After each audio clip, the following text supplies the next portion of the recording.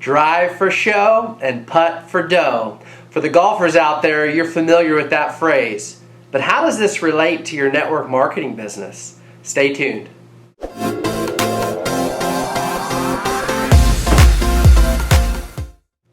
Drive for show and putt for dough? If you're not a golfer, you're wondering, what on earth is he talking about? Well, let me give you an example. I knew this young couple that got involved in the industry. They were super hungry. They were ambitious, motivated, any term you want to come up with.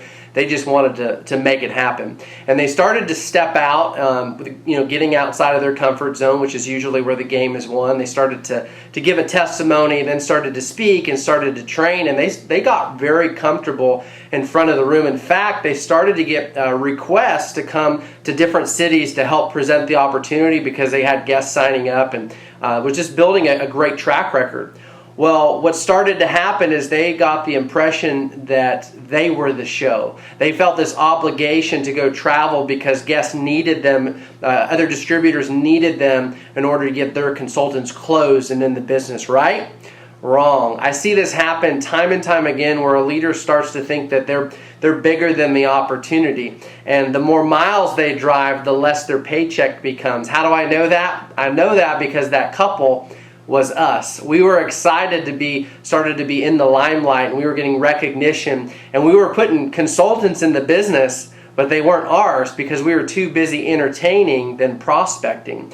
There's a wise lesson in that, and that's because we were driving for show and we weren't putting for dough. See, I think putting is the fundamentals. Driving definitely is part of the game, but the putting is the fundamentals of the game. It's following your company's proven system. It's doing the follow-up, doing the continuous prospecting. Really, it sums it all up with just leading by example. If you take a professional golfer, for example, let's say they shoot a 72 on the golf course, 72 strokes in an 18-hole game, right? There's 18 holes in the game of golf.